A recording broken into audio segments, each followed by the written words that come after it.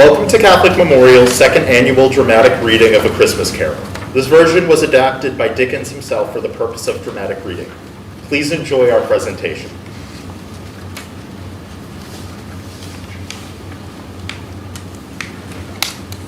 Marley was dead to begin with. There was no doubts whatsoever about that. The register of his burial was signed by the clergyman, the clerk, the undertaker, and the chief mourner. Scrooge signed it. And Scrooge's name was good upon change for anything he put his hand to. Old Marley was as dead as a doornail. Scrooge knew he was dead? Of course he did. How could it be otherwise? Scrooge and he were partners for I don't know how many years. Scrooge was his sole executor, his sole administrator, his sole assign, his sole residuary legatee, his sole friend, his sole mourner. Scrooge never painted out old Marley's name, however. There it yet stood, years afterward, above the warehouse door. Scrooge and Marley. The firm was known as Scrooge and Marley. Sometimes people new to the business called Scrooge Scrooge, and sometimes Marley. He answered to both names. It was all the same to him. Oh, but he was a tight-fisted hand up at the grindstone, was Scrooge. A squeezing, wrenching, grasping, scraping, clutching, covetous old sinner. External heat and cold had little influence upon him. No warmth could warm, no cold could chill him. No wind that blew was bitterer than he. No falling snow was more intent upon its purpose. No pelting rain less open to entreaty. Foul weather didn't know where to have it. The heaviest rain and snow and hail and sleet could boast of the advantage over him in one respect. They often came down handsomely, and Scrooge never did. No one ever stopped him in the street to say, with gladsome looks, "My dear Scrooge, how are you? When will you come to see me?" No beggars implored him to bestow a trifle. No children asked him what it was o'clock. No man or woman ever once in all his life inquired the way to such and such a place of Scrooge. Even the blindsmen's dogs appeared to know him. When they saw him coming on, they would tug their owners to the doorways and up courts, and then would wag their tails as though they said, "No eye at all is better than an evil eye, dark master." But what did Scrooge care? It was the very thing he liked.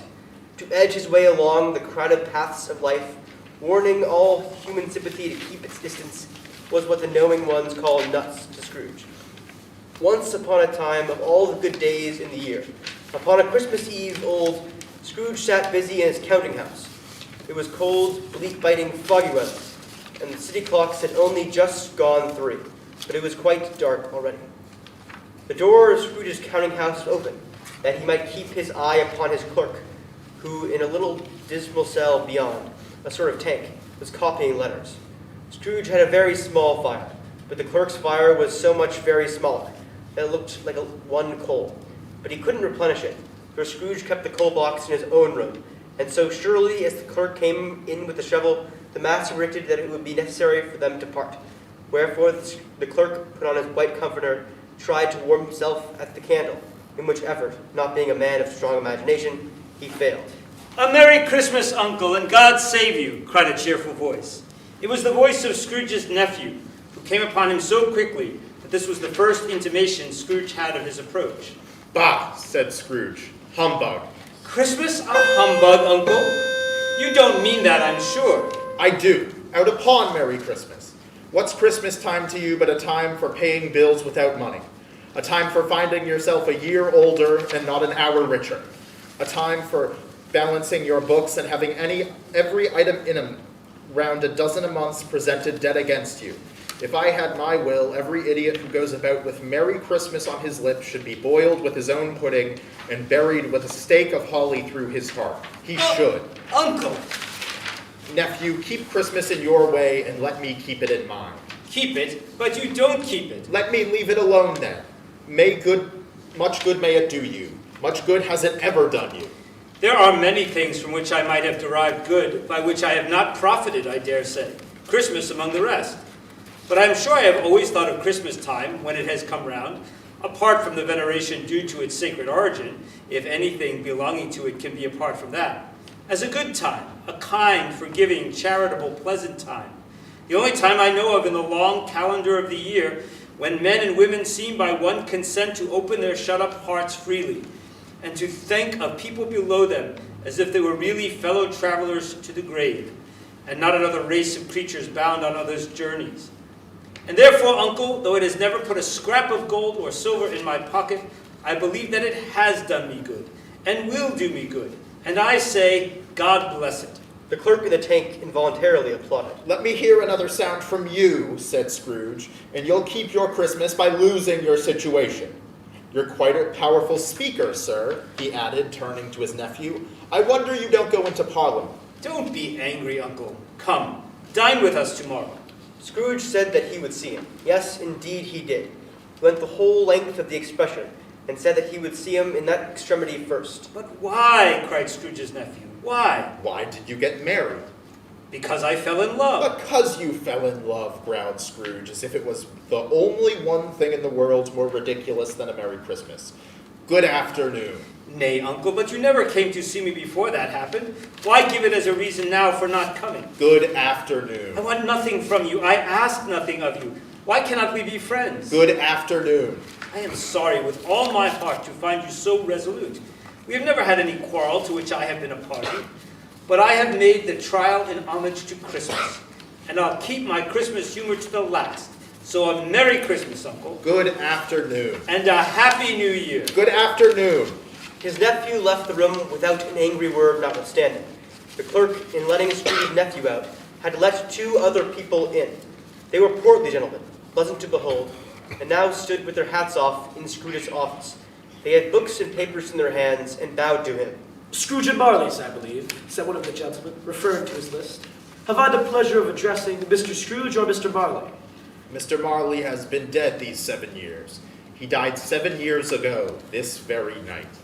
At this festive season of the year, Mr. Scrooge, said the gentleman, taking up a pen, it is more than usually desirable that we should make some slight provision for the poor and destitute, who suffer greatly at the present time. Many thousands are in want of common necessaries.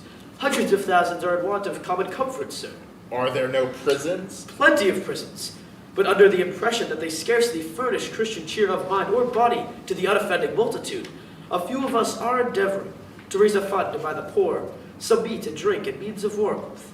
We choose this time because it is a time of all others when want is keenly felt and abundance rejoices. What shall I put you down for? Nothing. You wish to be anonymous? I wish to be left alone. Since you ask me what I wish, gentlemen, that is my answer. I don't make merry myself at Christmas, and I can't afford to make idle people merry.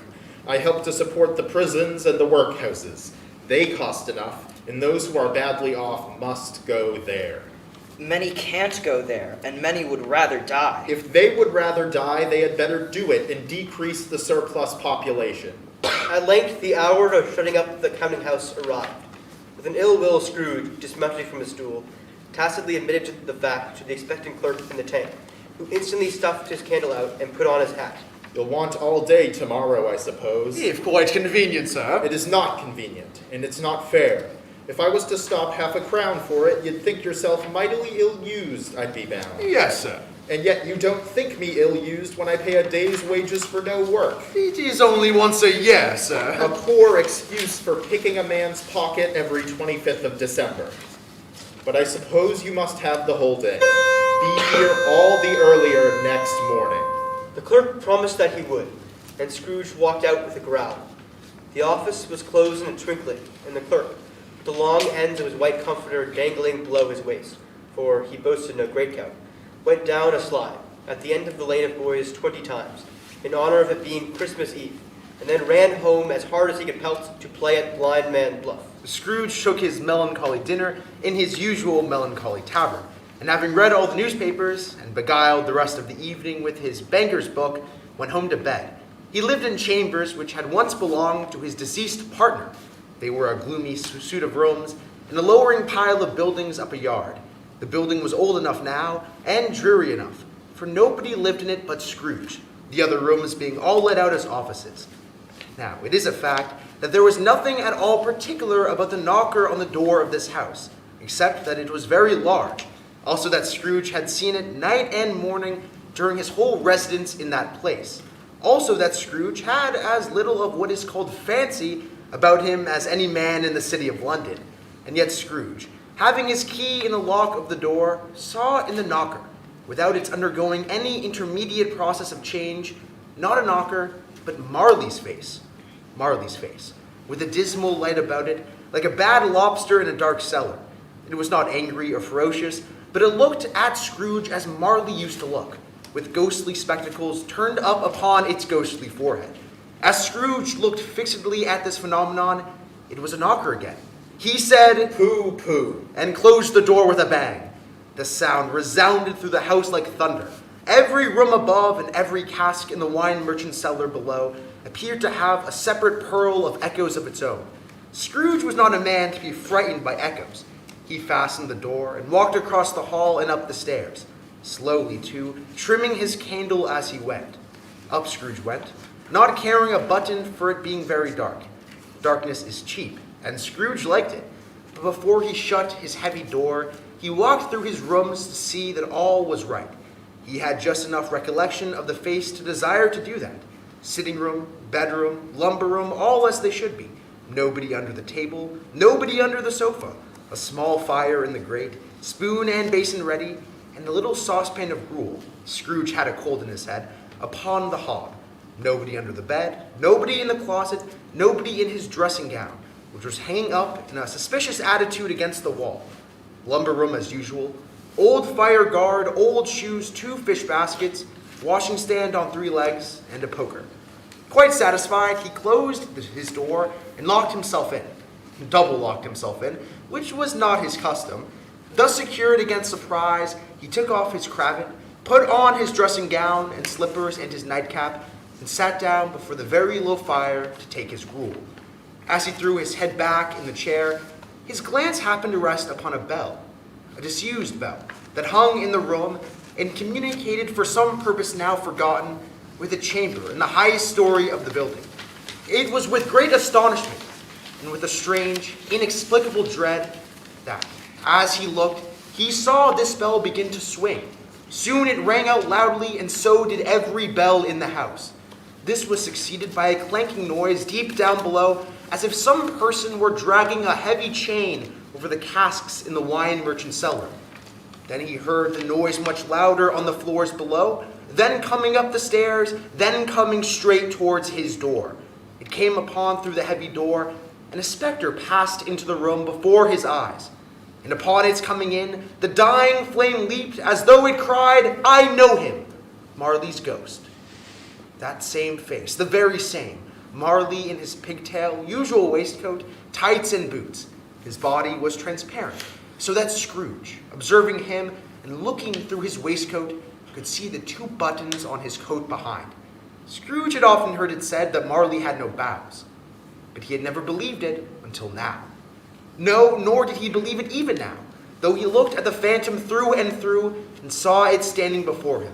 Though he felt the chilling influence of its death-cold eyes and noticed the very texture of the folded kerchief bound about its head and chin, he was still incredulous. How now, said Scrooge, caustic and cold as ever. What do you want with me? Much. Marley's voice, no doubt about it. Who are you? Ask me who I was. Who were you then? In life, I was your partner, Jacob Marley. Can you sit down? I can. Do it then. Scrooge asked the question because he didn't know whether a ghost so transparent might find himself in a condition to take a chair, and felt that, in the event of it being impossible, it might involve the necessity of an embarrassing explanation. But the ghost sat down in the opposite side of the fireplace as if he were quite used to it. You don't believe in me. I don't. What evidence would you have of my reality beyond that of your senses? I don't know. Why do you doubt your senses? Because a little thing affects them. A slight disorder of the stomach makes them cheats. You may be an undigested bit of beef, a blot of mustard, a crumb of cheese, a fragment of an underdone potato. There's more of gravy than of grave about you, whatever you are. Scrooge was much in the habit of cracking jokes, nor did he feel in his heart by any means waggish about them. The truth is that he tried to be smart, as a means of distracting his own attention and keeping down his own horror. But how much greater was his horror when the phantom, taking off the bandage round its head, as if it were too warm to wear indoors, its lower jaw dropped down upon its breast. Mercy, dreadful apparition, why do you trouble me?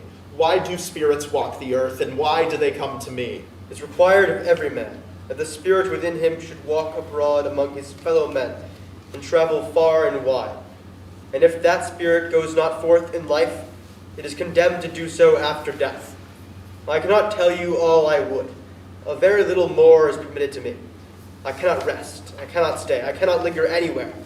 My spirit never walked beyond our counting house. Mark me. In life, my spirit never roved beyond the narrow limits of our money-changing hole, and weary journeys lie before me. 7 years dead, and traveling all the time? You travel fast? On the wings of the wind. You might have gotten over a great quantity of ground in 7 years. Oh, blind man, not to know that ages of incessant labor by immortal creatures for this earth must pass into eternity before the good of which it is susceptible is all developed. Not to know that any Christian spirit working kindly in his little sphere, whatever it may be, will find his mortal life too short for its vast means of usefulness. Not to know that no space of regret can make amends for one's life's opportunities misused. Yet I was like this man. I was once like this man. But you were always a good man of business, Jacob, faltered Scrooge, who now began to apply this to himself. Business, cried the ghost, wringing its hands again. Mankind was my business. The common welfare was my business. Charity, mercy, forbearance, benevolence were all my business. The dealings of my trade were but a drop of water in the comprehensive ocean of my business. Scrooge was very much dismayed to hear the specter going on at this rate, and began to quake exceedingly. Hear me. My time is nearly gone. I will, but don't be hard upon me. Don't be flowery, Jacob. Pray. I am here tonight to warn you that you have yet a chance and hope of escaping my fate. A chance and hope of my procuring, Ebenezer. You were always a good friend to me. Thank you. You will be haunted by 3 spirits. Is that the chance and hope you mentioned, Jacob? I think I'd rather not. Without their visits, you cannot hope to shun the path I tread. Expect the first tomorrow night, when the bell tolls 1. Expect the second on the next night, at the same hour. The third upon the next night, when the last stroke of 12 has ceased to vibrate. Look to see me no more, and look that for your own sake, you remember what has passed between us. It walked backward from him, and at every step it took, the window raised itself a little, so that when the apparition reached it, it was wide open. Scrooge closed the window and examined the door by which the ghost had entered. It was double locked, as he had locked it with his own hands, and the bolts were undisturbed. Scrooge tried to say, "Humbug," but stopped at the first syllable, and being, from the emotion he had undergone, or the fatigues of the day, or his glimpse of the invisible world, or the dull conversation of the ghost, or the lateness of the hour, much in need of repose, he went straight to bed, without undressing, and fell asleep upon the instant. When Scrooge awoke, it was so dark that looking out of bed, he could scarcely distinguish the transparent window from the opaque walls of his chamber, until suddenly the church clock tolled a deep, dull, hollow, melancholy 1. The light flashed up in the room upon the instant, and the curtains of his bed were drawn aside by a strange figure, like a child, yet not so like a child as an old man, viewed through some supernatural medium, which gave him the appearance of having receded from the view, and being diminished to a child's proportions. Its hair, which hung about its neck and down its back, was white as if with age, and yet the face had not a wrinkle in it, and the tenderest bloom was on the skin. It held a branch of fresh green holly in its hand, and in singular contradiction of that wintry emblem, had its dress trimmed with summer flowers. But the strangest thing about it was that from the crown of its head sprung a bright, clear jet of light, by which all this was visible, and which was doubtless the occasion of its using, in its duller moments, a great extinguisher for a cap, which it now held under its arm. Are you the spirit, sir, whose coming was foretold to me? I am. Who and what are you? I am the ghost of Christmas past. Long past? No, your past. The things that you will see with me are the shadows of the things that have been. They will have no consciousness of us. Scrooge then made bold to inquire what business brought him there. Your welfare. Rise and walk with me. It would have been in vain for Scrooge to plead that the weather and the hour were not adapted to pedestrian purposes, that bed was warm and the thermometer a long way below freezing, that he had clad but lightly in his slippers, dressing gown, and nightcap, and that he had a cold upon him at the time. The grasp, though gentle as a woman's hand, was not to be resisted. He rose by finding that the spirit made towards the window clasped his robe in supplication. I am immortal and liable to fall. Bear but a touch of my hand there, said the spirit, laying it upon his heart, and you shall be upheld in more than this. As the words were spoken, they passed through the wall and stood in the busy thoroughfares of a city. It was made plain enough by the dressing of the shops that here, too, it was Christmas time. The ghost stopped at a certain warehouse and asked Scrooge if he knew it. Know it? I was apprenticed here. They went in, and at the sight of an old gentleman in a Welsh wig sitting behind such a high desk that if he had been 2 inches taller, he must have knocked his head against the ceiling. Scrooge cried in great excitement, Why, it's old Fezziwig. Bless his heart, it's Fezziwig, alive again. Old Fezziwig laid down his pen and looked up at the clock, which pointed to the hour of 7. He rubbed his hands, adjusted his capacious waistcoat, laughed all over himself from his shoes to his organ of benevolence, and called out in a comfortable, oily, rich, fat, jovial voice, Yo-ho there, Ebenezer, Dick! a living and moving picture of Scrooge's former self, a young man, came briskly in, accompanied by his fellow apprentice. Dick Wilkins, to be sure, said Scrooge to the ghost. My old fellow prentice, bless me, yes. There he is. He was very much attached to me, was Dick. Poor Dick, dear, dear. Yo-ho, my boys, said Fezziwig. No more work tonight, Christmas Eve. Dick, Christmas Ebenezer. Let's have the shutters up before a man can say Jack Robinson. Clear away, my lads, and let's have lots of room here. Clear away. There was nothing they wouldn't have cleared away, or couldn't have cleared away with old Fezziwig looking on. It was done in a minute. Every movable was packed off as if it was dismissed from public life forevermore. The floor was swept in water. The lamps were trimmed. Fuel was heaped upon the fire. And the warehouse was as snug and warm and dry and bright as a ballroom as you could desire to see upon winter's night. In came a fiddler with a music book. It went up to the soft, lofty desk, and made an orchestra of it, and tuned like 50 stomach aches. In came Mrs. Fezziwig, one vast substantial smile. In came the 3 Miss Fezziwigs, beaming and lovable. In came the 6 young followers whose hearts they broke. In came all the young men and women employed in the business. In came the housemaid with her cousin, the baker. In came the cook with her brother's particular friend, the milkman. In they all came, one after another, some shyly, some boldly, some gracefully, some awkwardly, some pushing, some pulling. In they all came, anyhow and everyhow. Away they all went, 20 couple at once, hands half round and back again the other way, down the middle and up again, round and round in various stages of affectionate grouping. Old top couples always turning up in the wrong place, new top couples starting off again. As soon as they got there, all top couples at last, and not a bottom one to help them.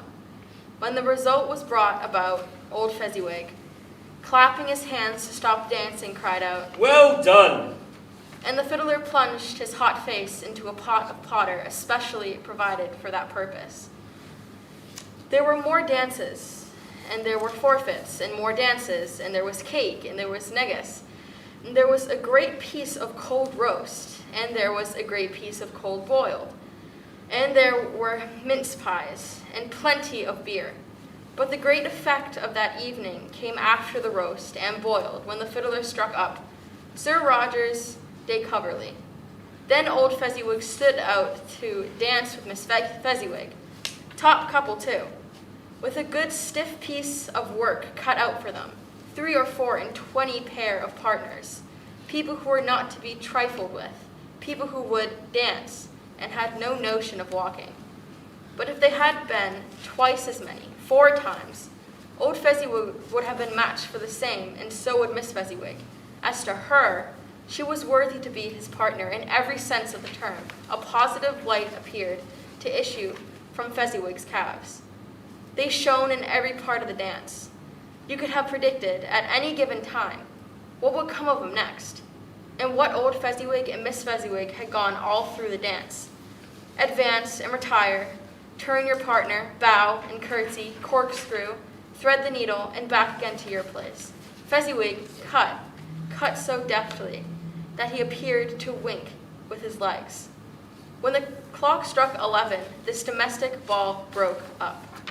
Mr. and Mrs. Fezziwig took their stations, one on either side of the door, and, shaking hands with every person individually as he or she went out, wished him or her a Merry Christmas. When everybody had retired by the 2 prentices, they did the same to them, and thus the cheerful voices died away, and the lads were left to their beds, which were under a counter in the back shop. A small matter, said the ghost, to make these silly folks so full of gratitude. He has spent but a few pounds of your mortal money, 3 or 4 perhaps. Is that so much that he deserves this praise? It isn't that, said Scrooge, heated by the remark, and speaking unconsciously like his former, not latter self. It isn't that, Spirit. He had the power to render us happy or unhappy, to make our service light or burdensome, a pleasure or a toil. Say that his power lies in words and looks, in things so slight and insignificant that it is impossible to add and count them up. What then? The happiness he gives us is quite as great as if it cost a fortune. He felt the Spirit's glance and stopped. What is the matter? Nothing particular. Something, I think. No. I should like to be able to say a word or two to my clerk just now, that's all. My time grows short, observed the Spirit. Quick. This was not addressed to Scrooge or to anyone whom he could see, but it was produced an immediate effect. For again he saw himself. He was older now, a man in the prime of life. He was not alone, but sat by the side of a fair young girl in a black dress, in whose eyes there were tears. It matters little, she said softly to Scrooge's former self. To you, very little. Another idol has displaced me, and if it can comfort you in a time to come, I would have tried to do so. I have no just cause to grieve. What idol has displaced you? A golden one. You fear the world too much. I have seen your nobler aspirations fall off one by one, until the master passion gain engrosses you. Have I not? What then? Even if I have grown so much wiser, what then? I am not changed towards you. Have I ever sought release from our engagement? In words, no. Never. In what then? In a changed nature, in an altered spirit, in another atmosphere of life, another hope as its great end. If you were free today, tomorrow, yesterday, can I believe that you would choose a dowerless girl, or choosing her, do I not know that your repentance and regret would surely follow? I do, and I release you with a full heart for love of him you once were. Spirit, remove me from this place. I told you these were shadows of the things that have been, said the ghost. That they are what they are. Do not blame me. Remove me, Scrooge exclaimed. I cannot bear it. Leave me. Take me back. Haunt me no longer. As he struggled with the Spirit, he was conscious of being exhausted and overcome by an irresistible drowsiness, and further of being in his own bedroom. He had barely time to reel to bed before he sank into heavy sleep. Scrooge awoke in his bedroom. There was no doubt about that. But it and his own adjoining sitting room, into which he shuffled in his slippers, attracted by a great light there, had undergone a surprising transformation. The walls and ceiling were so hung with living green that it looked like a perfect grove. The leaves of holly, mistletoe, and ivy reflected back the light, as if so many mirrors had been scattered there. And such a mighty blaze went roaring up in the chimney, as that petrifaction of a hearth had never known in Scrooge's time, or Marley's, or for many and many a winter season gone. Heaped upon the floor to form a kind of throne, were turkeys, geese, game, brawn, great joints of meat, sucking pigs, long wreaths of sausages, mince pies, plum puddings, barrels of oysters, red-hot chestnuts, cherry-cheeked apples, juicy oranges, luscious pears, immense twelfth cakes, and great bowls of punch. In easy state upon this couch there sat a giant glorious to see, who bore a glowing torch, in shape not unlike Plenty's horn, and who raised it high to shed its light on Scrooge, as he came peeping round the door. Come in and know me better, man. I am the ghost of Christmas present. Look upon me. You have never seen the like of me before. Never. Have never walked forth with the younger members of my family, meaning, for I am very young, my elder brothers born in these late years, pursued the phantom. I don't think I have. I am afraid I have not. Have you many brothers, Spirit? More than 1,800. A tremendous family to provide for. Spirit, conduct me where you will. I went forth last night on compulsion, and I learnt a lesson which is working now. Tonight, if you had aught to teach me, let me profit by it. Touch my robe. Scrooge did as he was told, and held it fast. The room and its contents all vanished instantly, and they stood in the city streets upon a snowy Christmas morning. Scrooge and the ghost passed on, invisible, straight to Scrooge's clerks, and upon the threshold of the door the spirit smiled, and stopped to bless Bob Cratchit's dwelling with the sprinkling of his torch. Think of that! Bob had but 15 bob a week himself. He pocketed on Saturdays but 15 copies of his Christian name, and yet the ghosts of Christmas Pleasant blessed his 4-roomed house. Then up rose Mrs. Cratchit, Cratchit's wife, dressed out but poorly in a twice-turned gown, brave in ribbons, which are cheap and make a goodly show for 6pence. And she laid the cloth, assisted by Belinda Cratchit, the second of her daughters, also brave in ribbons, while Master Peter Cratchit plunged a fork into the saucepan of potatoes, and, getting the corners of his monstrous shirt collar, Bob's private property, conferred upon his son and heir in honor of the day, into his mouth, rejoiced to find himself so gallantly attired, and yearned to show his linen in the fashionable park. And now 2 smaller Cratchits, boy and girl, came tearing in, screaming that outside the baker's they had smelt the goose, and known it for their own. And basking in the luxurious thoughts of sage and onion, these young Cratchits danced about the table, and exalted Master Peter Cratchit to the skies, while he, not proud, although his collars nearly choked him, blew the fire, until the slow potatoes, bubbling up, knocked loudly the saucepan lid to let out and peeled. What has ever got your precious father, then? Said Mrs. Cratchit. And your brother Tiny Tim, and Martha weren't as late last Christmas Day by half an hour. Here's Martha, mother, said a girl, appearing as she spoke. Here's Martha, mother, cried the 2 young Cratchits. Hurrah, there's such a goose, Martha. Why, bless your heart alive, my dear, how late you are, said Mrs. Cratchit, kissing her a dozen times and taking off her shawl and bonnet for her. We'd a deal of work to finish up last night, replied the girl, and had to clear away this morning, mother. Well, never mind so long as you are come, said Mrs. Cratchit. Sit ye down before the fire, my dear, and have a warm. Lord bless ye. No, no, there's father coming, cried the 2 young Cratchits, who were everywhere at once. Hide, Martha, hide!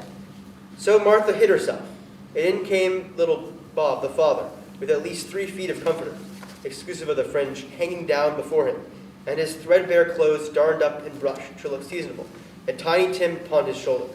Alas for Tiny Tim, he bore a little crutch, and had his limbs supported by an iron frame. Why, where's our Martha? Cried Bob Cratchit, looking around. Not coming, said Mrs. Cratchit. Not coming, said Bob, with a sudden declension in his high spirits, for he had been Tim's blood horse all the way from church, and came home rampant, not coming upon Christmas Day.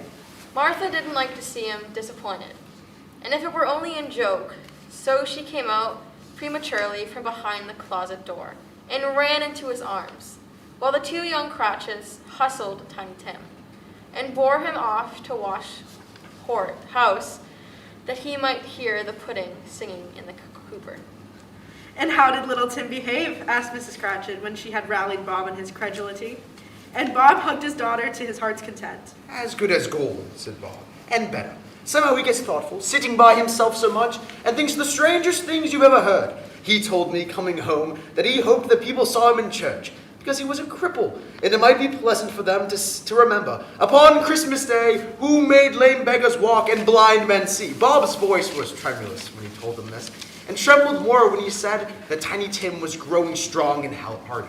His active little crutch was heard upon the floor, and back came Tiny Tim before another word was spoken, escorted by his brother and sister to his stool beside the fire, and while Bob, turning up his cuffs, as if, the poor fellow, they were capable of being made more shabby, compounded some hot mixture in a jug with gin and lemons, and stirred it round and put it on the hob to simmer. Master Peter and the two ubiquitous young Cratchits went to fetch the goose, with which they soon returned in high procession. Mrs. Cratchit made the gravy, ready beforehand in a little saucepan, hissing hot. Master Peter mashed the potatoes with incredible vigor. Miss Belinda sweetened up the applesauce. Martha dusted the hot plates. Bob took Tiny Tim beside him in a tiny corner of the table.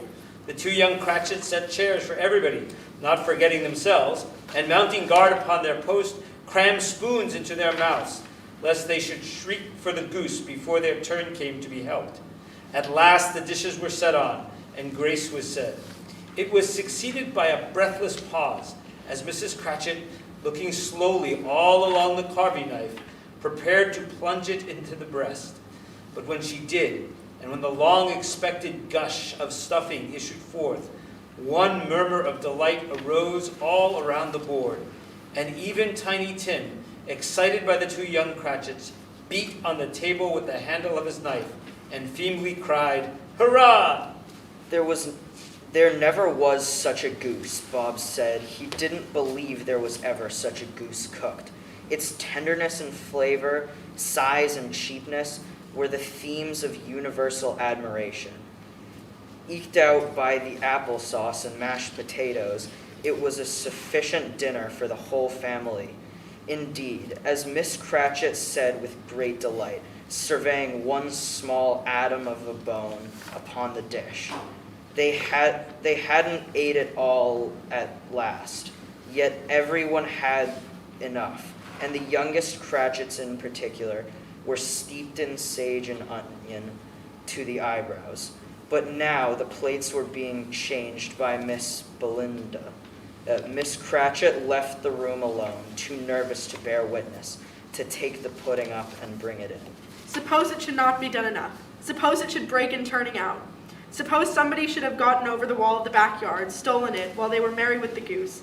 A supposition while the two young Cratchits became livid. All sorts of horrors were supposed. Hallo, a great deal of steam. The pudding was out of the copper. A smell like a washing day.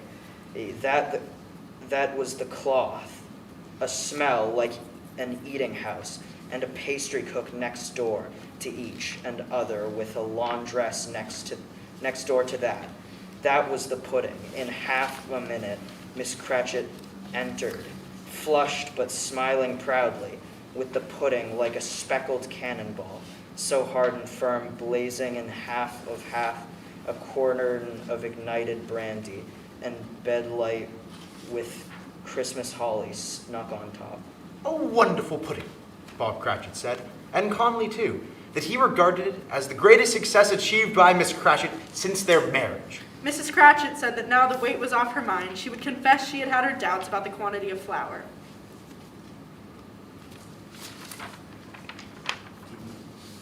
Everybody had something to say about it, but nobody said or thought it was at all a small pudding for a large family. Any Cratchit would have blushed to hint at such a thing. At last the dinner was all done. The cloth was cleared, the hearth swept, and the fire made up. The compound and the jug being tasted and considered perfect, apples and oranges were put upon the table, and shovelful of chestnuts on the fire. Then all the Cratchit family drew round the hearth, in what Bob called a circle, and at Bob's Cratchit's elbows stood the family display of glass, 2 tumblers and a custard cup without a handle. These held the hot stuff from the jug, however, as well as golden goblets would have done, and Bob served it out with beaming looks, while the chestnuts on the fire sputtered and crackled noisily. Oh, Merry Christmas to us all, my dears. God bless us. Which all the family re-echoed. God bless us, everyone, said Tiny Tim, the last of all. He sat very close to his father's side, upon his little stool. Bob held his withered little hand in his as if he loved the child, and wished to keep him by his side, and dreaded that he might be taken from him. Scrooge raised his head speedily on hearing his own name. Mr. Scrooge, said Bob, I'll give you Mr. Scrooge, the founder of the feast. The founder of the feast, indeed, cried Mrs. Cratchit, reddening. I wish I had him here. I'd give him a piece of my mind to feast upon, and I'd hope he'd have a good appetite for it. My dear, said Bob, the children, Christmas Day. It should be Christmas Day, I am sure, said she, on which one drinks the health of such an odious, stingy, hard, unfeeling man as Mr. Scrooge. You know he is, Robert. Nobody knows it better than you do, poor fellow. My dear, was Bob's mild answer, Christmas Day. I'll drink his health for your sake in the days, said Mrs. Cratchit, not for his. Long life to him, a Merry Christmas and a Happy New Year. He'll be very merry and very happy, I have no doubt. The children drank the toast after her. It was the first of their proceedings which had no heartiness in it. Tiny Tim drank it last of all, but he didn't care twopence for it. Scrooge was the ogre of the family. The mention of his name cast a dark shadow on the party, which was not dispelled for a full 5 minutes. After it had passed away, they were 10 times merrier than before, from the mere relief of Scrooge the Bayful being done with. Bob Cratchit told them how he had a situation in his eye for Master Peter, which would bring in, if obtained, full 5 and 6 pences weekly. The two young Cratchits laughed tremendously at the idea of Peter's being a man of business, and Peter himself looked thoughtfully at the fire from between his collars, as if he was deliberating what particular investments he should favor when he came into the receipt of the bewildering income.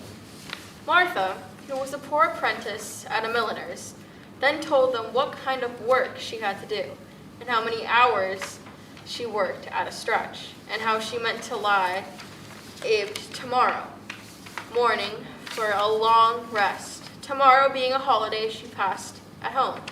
Also how she had seen a countess and a lord some days before, and how the lord was much about as tall as Peter. At which Peter pulled up his collar so high that you couldn't have seen his head if you had been there. At this time the chestnuts in the jug went round and round, and by they had a song about a lost child traveling in the snow, from Tiny Tim, who had a plaintive little voice and sang it very well indeed. There was nothing of high mark in this. They were not a handsome family. They were not well dressed. Their shoes were far from being waterproof. Their clothes were scanty. And Peter might have known, and very likely did, the inside of the pawnbrokers. But they were happy, grateful, pleased with one another, and contented with the time. And when they faded, and looked happier yet, in the bright sprinklings of the Spirit's torch at parting, Scrooge had his eye upon them, and especially on Tiny Tim, until the last. It was a great surprise to Scrooge, as this scene vanished, to hear a hearty laugh. It was a much greater surprise to Scrooge to recognize it as his own nephew's, and to find himself in a bright, dry, gleaming room, with the Spirits standing smiling by his side, and looking at that same nephew. It is a fair, even-handed, noble adjustment of things, that while there is infection in disease and sorrow, there is nothing in the world so irresistibly contagious as laughter and good humor. When Scrooge's nephew laughed, Scrooge's niece by marriage laughed as heartily as he, and their assembled friends, being not a bit behindhand, laughed out lustily.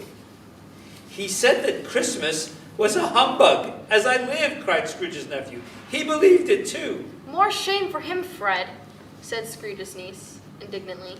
Bless those women. They never do anything by halves. They are always in earnest. She was very pretty, exceedingly pretty, with a dimpled, surprised-looking capital face, a ripe little mouth that seemed made to be kissed, as no doubt it was, all kind of good little dots about her chin that melted into one another as she laughed, and the sunniest pair of eyes you ever saw in any little creature's head.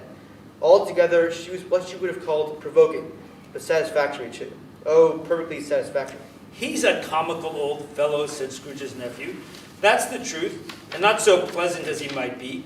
However, his offenses carry their own punishment, and I have nothing to say against him. Who suffers by his ill whims? Himself, always. Here he takes it into his head to dislike us, and he won't come and dine with us. What's the consequence? He don't lose much of a dinner. Indeed, I think you lose a very good dinner, interrupted Scrooge's niece.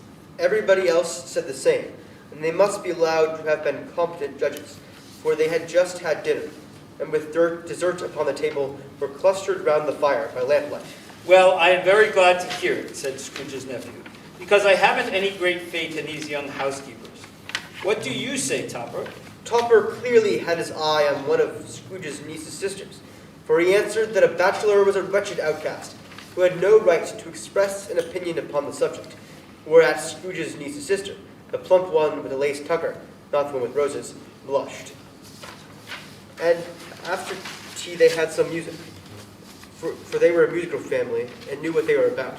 When they had sung a glee or catch, I can assure you, especially Topper, who could growl away in a bass like a good one, and never swell the large veins in his forehead, or get red in the face over it. But they didn't devote the whole evening to music. After a while they played at forfeits, for it is good to be children sometimes, and never better than at Christmas, when the mighty founder was a child himself. There was first a game at Blind Man's Bluff, though, and I no more believed Topper was really blinded than I believed he had eyes in his boots, because the way in which he went after that plump sister in the lace tucker was an outrage upon the credulity of human nature, knocking down the fire irons, tumbling over the chairs, bumping up against the piano, smothering himself among the curtains. Wherever she went, there went he. He always knew where the plump sister was. He wouldn't catch anybody else. If you had fallen up against him, as some of them did, and stood there, he would have made a feint of endeavoring to seize you, which would have been an affront to your understanding, and would have instantly sidled off in the direction of the plump sister. Here is a new game, said Scrooge. 1/2 hour, Spirit, only one. It was a game called Yes and No, where Scrooge's nephew had to think of something, and the rest must find out what, he only answering to their questions yes or no, as the case was. The fire of questioning to which he exposed elicited from him that he was thinking of an animal, a live animal, rather a disagreeable animal, a savage animal, an animal that growled and grunted sometimes, and talked sometimes, and lived in London, and walked about the streets, and wasn't made a show of, and wasn't led by anybody, and didn't live in a menagerie, and was never killed in a market, and was not a horse, or an ass, or a cow, or a bull, or a tiger, or a dog, or a pig, or a cat, or a bear. At every new question put to him, this nephew burst into a fresh roar of laughter, and was so inexpressibly tickled he was obliged to get up off the sofa and stamp. At last, the plump sister cried out, I have found it out. I know what it is, Fred. I know what it is. What is it? Cried Fred. It's your Uncle Scrooge. which it certainly was. Admiration was a sentiment, though some objected that the reply to, is it a bear, ought to have been yes. Uncle Scrooge had imperceptibly become so gay and light of heart that he would have drank to the unconscious company in an inaudible speech, where the whole scene passed off in the breath of the last words spoken by his nephew, and he and the spirit were again upon their travels. Much they saw and far they went, and many homes they visited, but always with a happy end. The spirits stood beside sick beds, and they were cheerful. Upon foreign lands, and they were close at home. By struggling men, and they were patient in their greater hope. By poverty, and it was rich. In almshouses, hospital, and jail. In misery's every refuge, where vain man in his little brief authority had not made fast the door, and barred the spirit out, he left his blessing, and taught Scrooge's precepts. Suddenly, as they stood together in an open place, the bell struck 12. Scrooge looked about him for the ghost, and saw it no more. As the last stroke ceased to vibrate, he remembered the prediction of old Jacob Marley, and lifting up his eyes, beheld a solemn phantom, draped and hooded, coming like a mist upon the ground towards him. The phantom slowly, gravely, silently approached. When it came near him, Scrooge bent down upon his knee, for in the air through which the spirit had moved, it seemed to scatter gloom and mystery. It was shrouded in a deep black garment, which concealed its head, its face, its form, and left nothing of it visible save one outstretched hand. He knew no more, for the spirit neither spoke nor moved. I am in the presence of the ghost of Christmas yet to come, ghost of the future. I fear you more than any specter I have yet seen.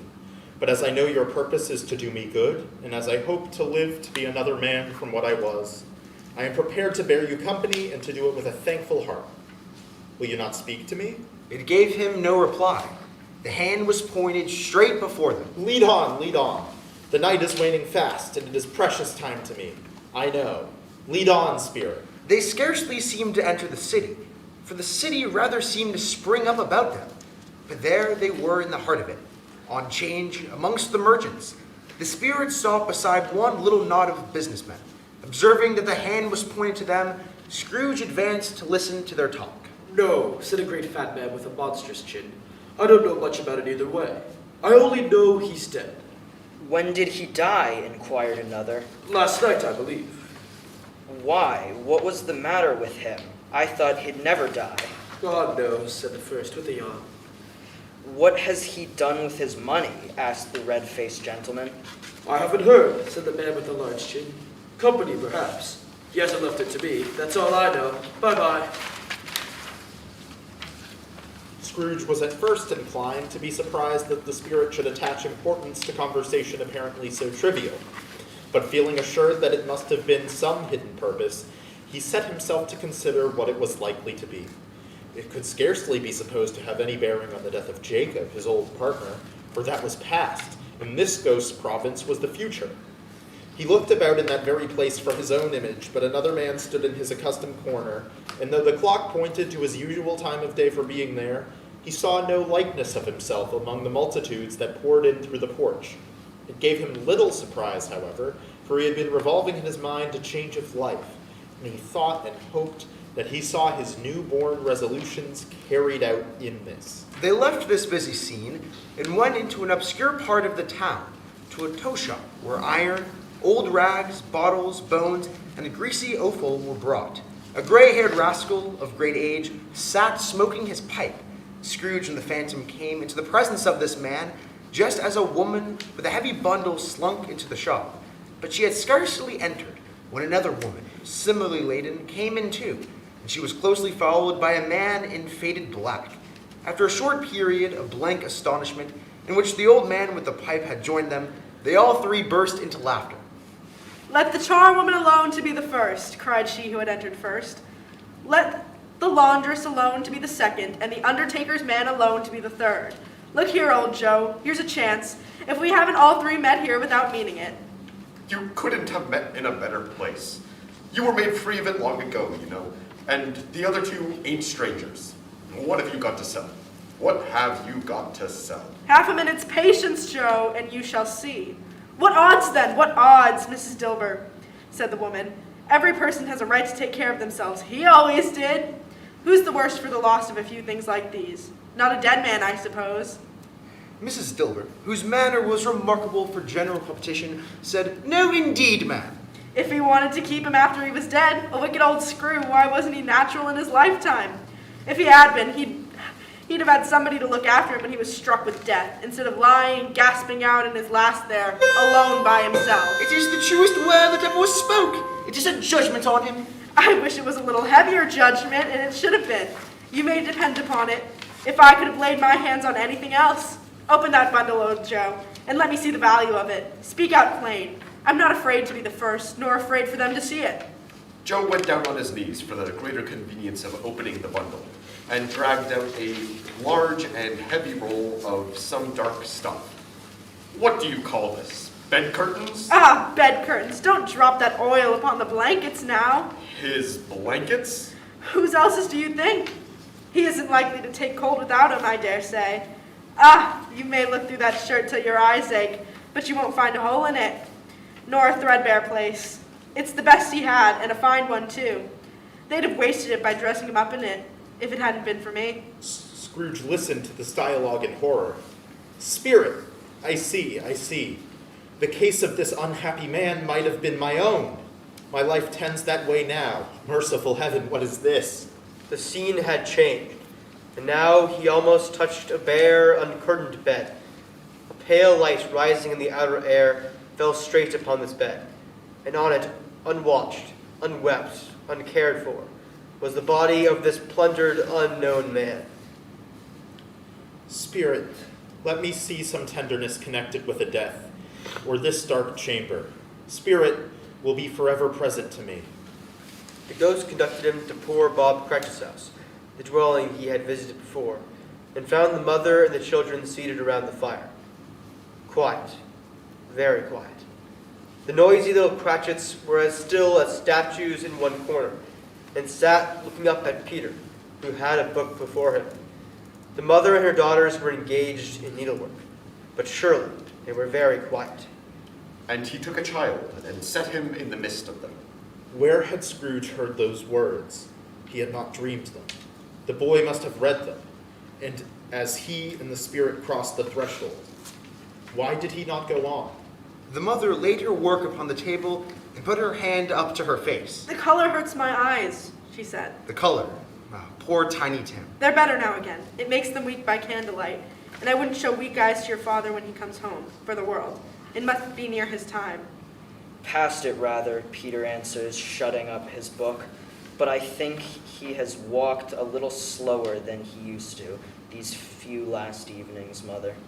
I have known him walk with Tiny Tim upon his shoulder. Very fast indeed. And so have I, cried Peter. Often. And so have I, exclaimed another. So had all. But he was very light to carry, and his father loved him so that it was no trouble, no trouble. And there's your father at the door. She hurried out to meet him, and little Bob and his comforter. He had need of it, poor fellow.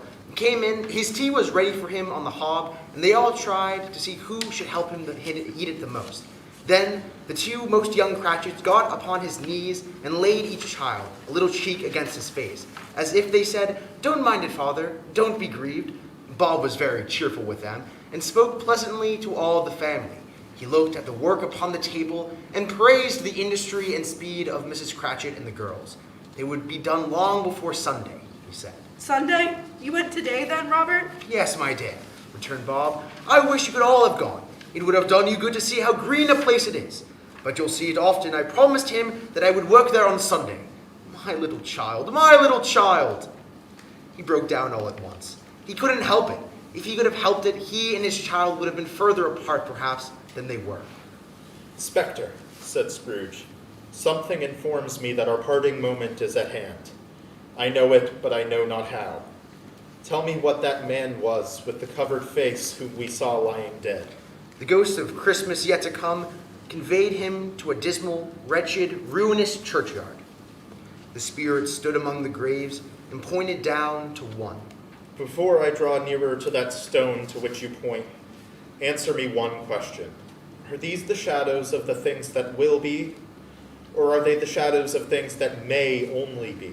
Still, the ghost pointed downward to the grave by which it stood. Men's courses will foreshadow certain ends to which, if persevered in, they must leave. But if the courses be departed from, the ends will change. Say it is thus with what you show me. The spirit was immovable as ever. Scrooge crept towards it, trembling as he went, and, following the finger, read upon the stone of the neglected grave his own name, Ebenezer Scrooge. Am I that man who lay upon the bed? No, spirit, oh no, no, spirit, hear me. I am not the man I was. I will not be the man that I must have been but for this intercourse. Why show me this if I am past all hope? Assure me that I yet may change these shadows you have shown me by an altered life. For the first time, the kind hand faltered. I will honor Christmas in my heart and try to keep it all the year. I will live in the past, the present, and the future. The spirits of all three shall strive within me. I will not shut out the lessons they teach. Oh, tell me I may sponge away the writing on this stone. Holding up his hands in one last prayer to have his fate reversed, he saw an alteration in the phantom's hood and dress. It shrunk, collapsed, and dwindled down into a bedpost. Yes, and the bedpost was his own. The bed was his own, the room was his own. Best and happiest of all, the time before him was his own, to make amends in. He was checked in his transports, but the church was ringing out the lustiest peals he had ever heard. Running to the window, he opened it and put out his head. No fog, no mist, no night. Clear, bright, stirring, golden day. What's today? Cried Scrooge, calling downward to a boy in Sunday clothes, who perhaps had loitered in to look about him. Huh? What's today, my fine fellow? Today? Why, it's Christmas Day. It's Christmas Day. I haven't missed it. Hello, my fine fellow. Hello. Do you know the poulterers in the next street but one at the corner? I should hope I did. Ah, an intelligent boy, a remarkable boy. Do you know whether they've sold the prize turkey that was hanging up there? Not the little prize turkey, the big one. What? The one that is big as me? Oh, what a delightful boy. It's a pleasure to talk to him. Yes, my buck. It's hanging there now. It is? Go and buy it. Walker, exclaimed the boy. No, I am in earnest. Go and buy it and tell him to bring it here, that I may give them the direction where to take it. Come back with the man, and I'll give you a shilling. Come back with him in less than 5 minutes, and I'll give you half a crown. The boy was off like a shot. I'll send it to Bob Cratchit's. He shan't know who sends it. It's twice the size of Tiny Tim. Joe Miller never made such a joke as sending it to Bob's, will he? The hand in which he wrote the address was not a steady one, but write it he did, somehow, and went downstairs to open the street door, ready for the coming of the poulterer's man. It was a turkey. He never could have stood upon its legs, that bird. He would have snapped them off short in a minute, like the sticks of sealing wax. Why, it's impossible to carry that to Camden Town, said Scrooge. You must have a cab.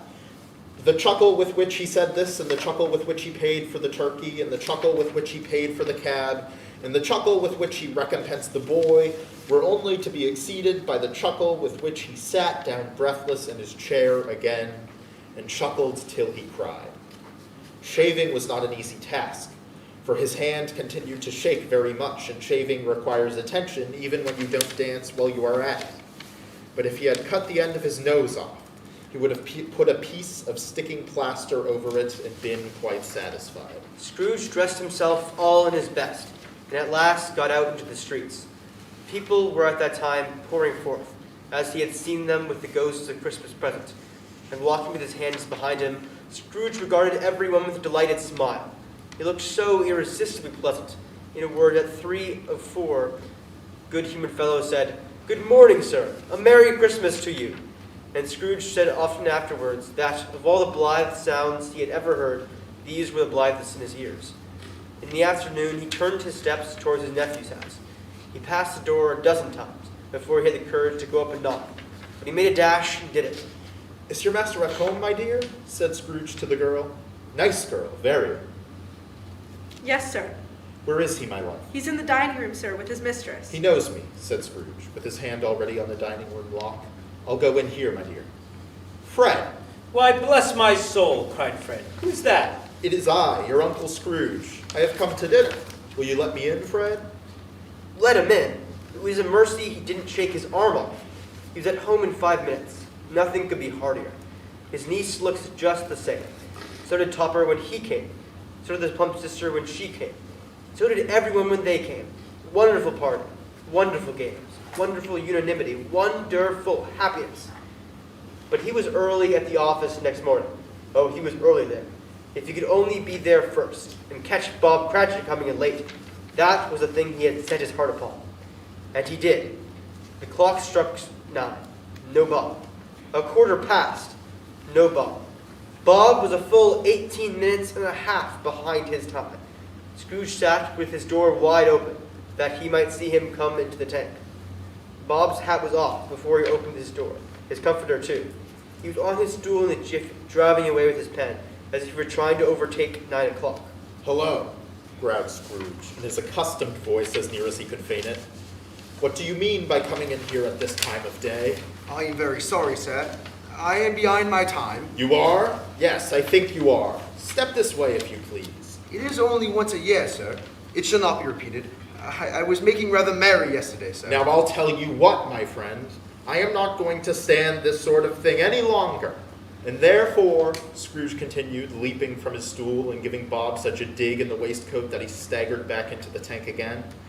"And therefore, I am about to raise your salary." Bob trembled and got a little nearer to the ruler. "A Merry Christmas, Bob," said Scrooge, with an earnestness that could not be mistaken as he clapped him on the back. A merrier Christmas, Bob, my good fellow, than I have given you for many a year. I'll raise your salary and endeavor to assist your struggling family, and we will discuss your affairs this very afternoon over a Christmas bowl of smoking bishop, Bob. Make up the fires and buy a second coal scuttle before you do another eye, Bob Cratchit. Scrooge was better than his word. He did all and infinitely more. And to Tiny Tim, who did not die, he was a second father. He became as good a friend, as good a master, and as good a man as the good old city knew, or any other good city, town, or borough in the good old world. Some people laughed to see the alteration in him, but his own heart laughed, and that was quite enough for him. He had no further intercourse with spirits, but lived in that respect upon the total abstinence principle ever afterwards, and it was said of him that he knew how to keep Christmas well, if any man alive possessed the knowledge. May that be truly said of us and all of us. And so, as Tiny Tim observed, God bless us, everyone. Together, all of us. God Bless us, everyone! Merry Christmas! Merry Christmas! Merry Christmas!